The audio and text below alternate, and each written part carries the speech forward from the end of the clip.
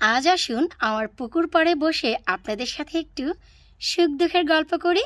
এই যে দেখুন আমার পুকুর পাড়ে কত চমৎকার ফুল ফুটেছে। এই পুকুরে 5 ধরনের ফুল ফোটে। পুকুরে কিন্তু ফোটে, মাটিতে না। দেখেছেন গাছগুলো কিন্তু পুকুরের পানিতে। একটু চুপি চুপি দুষ্টামি করলাম, কিছু মনে করবেন না। এই পুকুরে আমার টিউলিপ ফোটে, পার্ল ফোটে, এই যে ব্লজম ফোটে, এরপর হচ্ছে ইংলিশ ব্রিটিশ মিক্স ফুটবে। ওয়াও! তো যাই হোক ভাই, পুকুরের গল্প তো আজ আর করতে আসিনি, পুকুর পাড়ে বসে কিছুটা গল্প করতে এসেছি। আপনারা আমার গার্ডেনের এত ভিডিও দেখেন আমার ঘরে বাহিরের, তো আপনারা গার্ডেনে ভিডিও দেখতে দেখতে সবাই ভুলে গেছেন সেই যে ছোট্ট পটে ছিল আমার সবুজ বেগুনের ছোট ছোট চারাগুলো, সেই গাছগুলোর কি অবস্থা, কি পর্যায়ে আছে, আপনারা কি তা জানতে চেয়েছেন? তা কি জানেন কি অবস্থায় আছে? হ্যালো এভরিওয়ান, আসসালামু আলাইকুম। কেমন আছেন আপনারা সবাই? আলহামদুলিল্লাহ, আমি তো অনেক অনেক অনেক অনেক ভালো আছি, কারণ আজ আপনাদের সাথে শেয়ার করব আমার সবুজ বেগুনের আপডেটটি। সবুজ বেগুন কি অবস্থায় আছে, কি পজিশনে আছে, কোথায় আছে, ঘরে আছে না বাইরে আছে, মেইন পটে আছে না এখনও পর্যন্ত 9 ইঞ্চ পট থেকে 12 ইঞ্চ পটে গিয়েছে। চলুন সেই সন্ধান আমরা একটু ঘুরে ঘুরে দেখে আসি। চলতে চলতে চলুন আমরা গার্ডেনের দিকে যাই, কারণ সেই ছোট্ট সোনামণিগুলো আর ছোট ছোট নেই, তারা হাত পা গজিয়ে অনেক বড় হয়ে গেছে। আর সেই ছোট্ট সোনামণিগুলি এখন চলে এসেছে আমার গার্ডেনে।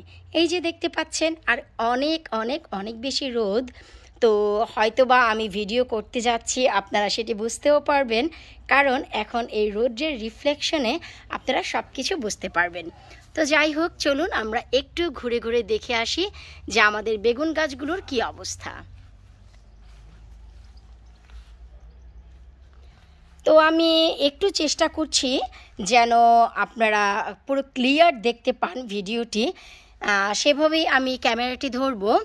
এই হচ্ছে সেই পটটি, নিশ্চয়ই মনে আছে, যে পটে আমি 3টি সবুজ বেগুনের চারা লাগিয়েছিলাম। আলহামদুলিল্লাহ, এই যে দেখুন তার বর্তমান অবস্থা, কত চমৎকারভাবে বেড়েছে। এগুলো হচ্ছে সবুজ বেগুন। আর এই যে দুটি পট, এই দুটি পটে হচ্ছে আমার মল্লিকা হাজারিকা, যা হচ্ছে লম্বা লম্বা পার্পেল কালারের বেগুনি বেগুন। পার্পেল আর বেগুনি একই কথা, বেগুনি কালারের যে বেগুনগুলো হয়। দেখুন সেই ছোট্ট ছোট্ট পটে গাছগুলো বানাচ্ছিলাম, নিশ্চয়ই আপনাদের মনে আছে। ঘরোয়া সার দিয়ে, ম্যাজিক সার দিয়ে আমার এই বেগুনের চারাগুলো বড় করেছিলাম। একটি পটে ছোট ছোট 2টি গাছ ছিল, এই যে একটি গাছ এবং এই যে একটি গাছ। তো এই গাছগুলো বাঁচবে কিনা মরবে আমি কিন্তু আপনাদের সাথে শেয়ার করেছিলাম। তো এই যে দেখুন বেঁচে গেছে আমার বেগুনের গাছ, বাহিরে এসেছে আজ পুরোপুরি 8 দিন। আর এখন তো সব জায়গায় অল্প অল্প করে মাছি দেখা যাচ্ছে। তো এই যে দেখুন, যখনই মাছি বসবে ঠিক এই রকম পাতাগুলি ঝলসে যাবে। তো এই পাতাগুলো ছিঁড়ে ফেলতে হবে। বাগ কিলার আমি ব্যবহার করব, মাত্র 7 দিন হয় আসলে গাছগুলো দিয়েছি বাহিরে, তো এখনও পর্যন্ত অতটা যত্ন নিতে পারছি না, কারণ একটি একটি করে এখন সব গাছ বাহিরে দিচ্ছি। আর বাকি যে আমার সবুজ বেগুনের গাছ কোথায় আছে রে ভাই? এই সেই বড় সড়ো প্লান্টার, যা আপনাদের সাথে আমি শেয়ার করেছিলাম 2022-এ। যখনই 2022-এ সামার শেষ হয়ে উইন্টার আসে তখন কিন্তু আমি এই যে বড় সড়ো যে একটি প্লান্টার, এই প্লান্টার কিনেছিলাম। এই যে আমি একটু সরিয়ে দেখাচ্ছি, এই যে দেখুন। তো এই প্লান্টারটি আমি গার্ডেনে রেখেছি আজ 3 দিন। প্লান্টারটি যেহেতু কাঠের ছিল, পানি লাগলে অনেক সময় দেখা যায় যে ফাঙ্গাল ধরে যায়, বা অনেকেই সাজেস্ট করেছিল যে প্লান্টারের ভিতরে প্লাস্টিক দিয়ে মাটি দেওয়ার জন্য। তো আমি যে কাজটি করেছি, আমি প্লান্টারটিকে একেবারে ওয়াটারপ্রুফ পেইন্ট করে দিয়েছি। যেমন হচ্ছে আমার ওই যে মাচাগুলো দেখতে পাচ্ছেন, ওই যে দেখুন ওই মাচার মতন আমি একেবারেই পেইন্ট করে দিয়েছি, যেন খুব চমৎকার লাগে। তো এই যে প্লান্টার, এই প্লান্টারে আমি দিয়েছি আমার সবুজ বেগুনের সেই চারাগুলো। আর যখনই আমরা অনেক সময় দেখা যায় যে গাছ এক পট থেকে আরেক পটে ট্রান্সফার করি, তখন গাছগুলো মরে যায়, হলুদ হয়ে যায়। তার কারণ কি? আসলে তার বেশ কিছুটা কারণ আছে। যখন একটি গাছ একটি গাছ মানে একটি পট থেকে আরেকটি পটে দেওয়া হয়, তখন গাছগুলো খুব শক হয়ে যায়। কারণ তারা নিজের বাড়ি রেখে আরেক বাড়িতে যায়, তো শখ হওয়াটা স্বাভাবিক। সেই শখ দূর করার জন্য আমাদের কিছু দিতে হয় খাদ্যশস্য, এতে করে দেখা যায় তারা আর শখ হয় না।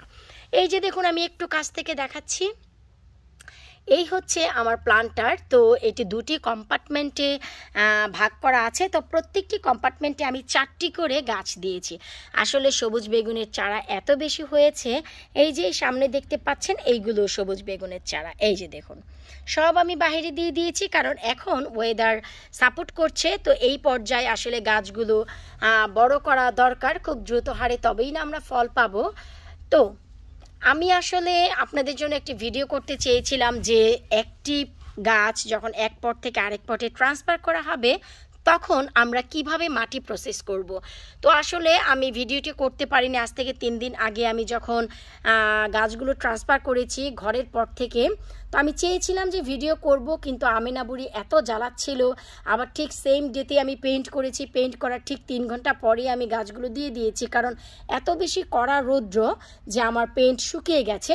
তো আমি আপনাদের একটু বলে দিচ্ছি, কারণ এখন আর মাটি প্রসেস করার মতন আমার সময়ও নেই, তাছাড়া অন্য কোনো পট থেকে আমি গাছ আনবো না যে মাটি প্রসেস করব। বেশিরভাগ গাছই আমার ট্রান্সফার হয়ে গেছে।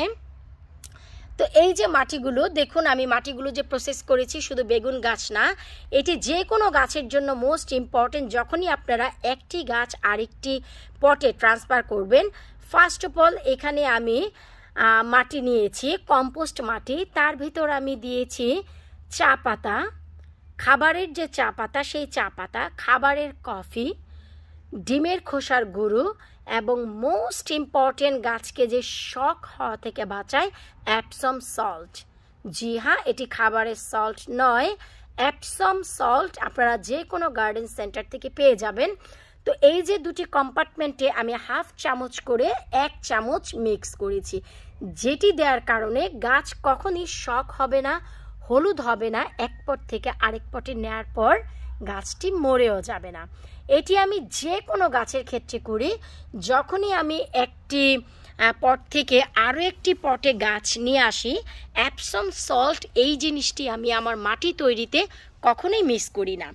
এই যে দেখুন আমার মল্লিকা হাজারিকা, কারণ এগুলো আমি আগে লাগিয়েছি তাই বেশি বড় হয়েছে, তার অনেক পর আমি সবুজ বেগুনের চারাগুলো কিন্তু করেছি।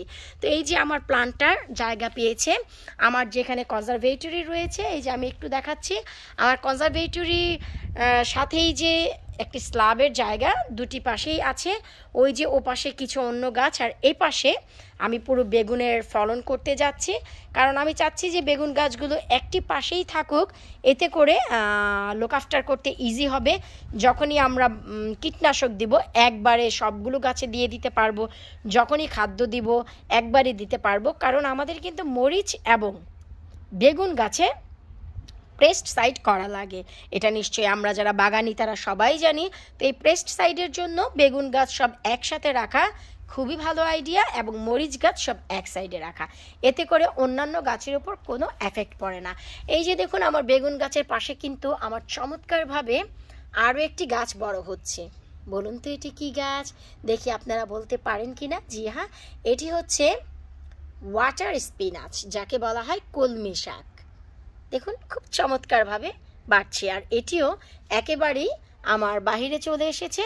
তো এই হচ্ছে আমার সেই ছোট্ট ছোট্ট সোনামণিগুলো, ছোট্ট ছোট্ট সবুজ বেগুনের চারাগুলো, যা হচ্ছে ভাঙর বেগুন বলা হয় বা ঝিয়া বেগুন। অনেকে একে সাথী বেগুন নামে পরিচিতি দিয়েছে ইউটিউবে, কারণ ইউটিউব ঘাটাঘাটি করার পর আমি এই বেগুনের নামটি শুনতে পেরেছি সাথী বেগুন, যা আমি এর আগের কয়েকটি ভিডিওতে আপনাদের বলেছি সাথী বেগুন নামে কোনো বেগুন নেই, এটি হচ্ছে একটি কোম্পানির নাম, যেই কোম্পানি এই বেগুনের বীজগুলোকে সেল করে থাকে। এই বেগুনগুলো হচ্ছে ভাঙর অথবা ঝিয়া বেগুন, এক এক দেশে এক একটি নাম আছে। এইগুলো দেখতে সবুজ লম্বাটে হয়, স্ট্রাইপ হয় আমাদের ওয়াটারমেলনের মতন, তরমুজের গায়ে যেমন ডোরাকাটা দাগ থাকে এই বেগুনের গায়ে ঠিক তেমন দাগ থাকে।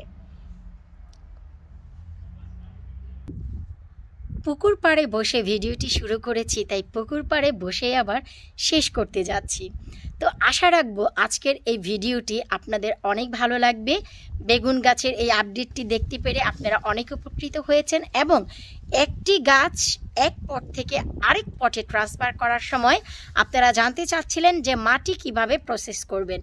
প্লিজ মেক শিওর ভিডিওটি আমি না করতে পারলেও আমি এক্সপ্লেন করলাম, আপনারা ঠিক এভাবেই মাটি প্রসেস করবেন। কম্পোস্ট মাটি এবং পুরনো যে মাটি থাকবে, আগের বছরের যে মাটিগুলো থাকবে পটের, সেই মাটি আপনারা হাফ থেকে একটু বেশি নেবেন, তারপর 25 থেকে 30% নেবেন হচ্ছে নতুন কম্পোস্ট। এগুলোকে মিক্স করে সেখানে চায়ের পাতা, কফি, এপসম সল্ট এবং আর কি দিবেন বলুন তো, ডিমের খোসার গুঁড়ো, এই সব কিছু মিশিয়ে মাটিগুলো প্রসেস করে 3 থেকে 4 দিন গার্ডেনে রেখে দিবেন। তারপর গাছগুলো ট্রান্সফার করবেন।